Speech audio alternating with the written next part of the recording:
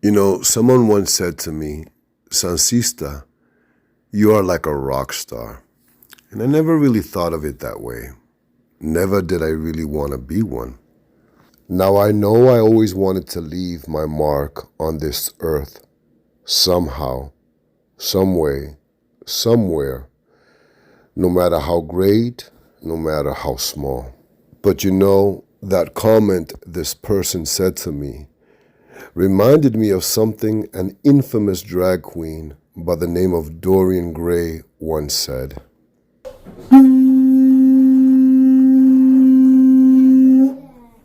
Dorian Gray once said, I always had hopes of being a big star, but as you get older, you aim a little lower. Everybody wants to make an impression, some mark upon the world. Then you think you've made a mark on the world if you get through the day and a few people remember your name. Then you've left your mark. You don't have to bend the whole world. I think it's better to just enjoy it. Pay your dues and just enjoy it. If you shoot an arrow and it goes real high, well then, hooray for you. End of quote. Then someone asked me, Sansista, why don't you teach classes on espiritismo or spirituality to the public? And I replied, well, I do in the videos that I record. And of course, the person was unsatisfied with that response. And they were like, no, I mean like online classes. And of course, I thought about it for a second, and I said to the person, well, I have had online discussions on espiritismo and my spiritual paths. And of course, on my beliefs, I've had discussions and I've had interviews here and there. But as far as a teacher goes, let me explain something to you. I said, first of all, there's a quote in a great book that states this. It says, and I quote, do not give that which is holy to dogs, and do not throw your pearls before swine, for they will trample them under their feet, and they will turn and tear you to pieces. Which simply means, never give too easily what is holy unto you to strangers.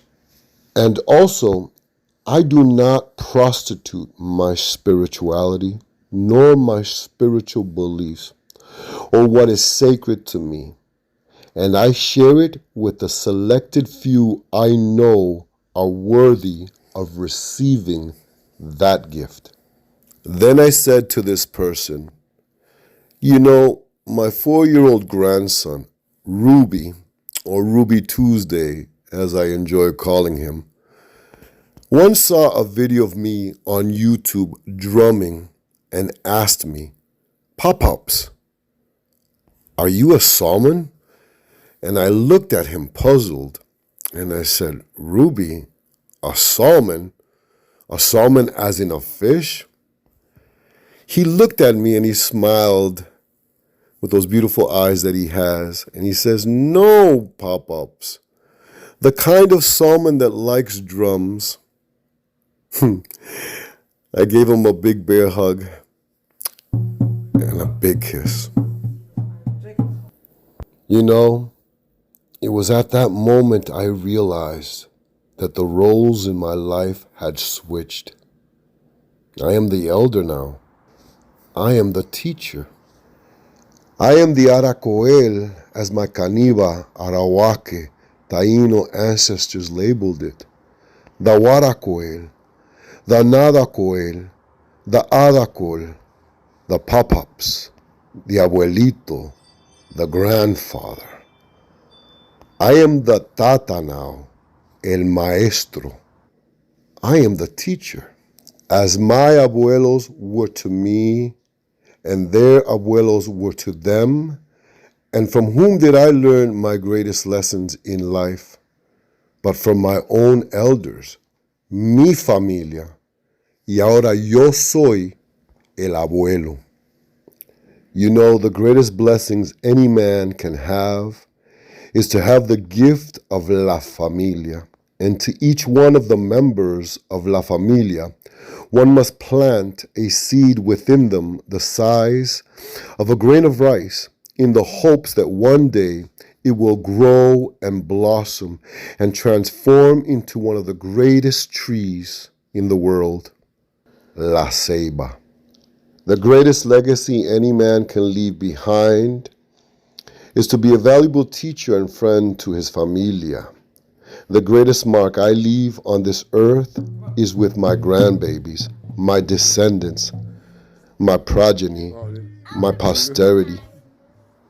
It is my greatest legacy, as my abuelos did for me and theirs did to them, I do unto mine. Sancista Brujo Luis.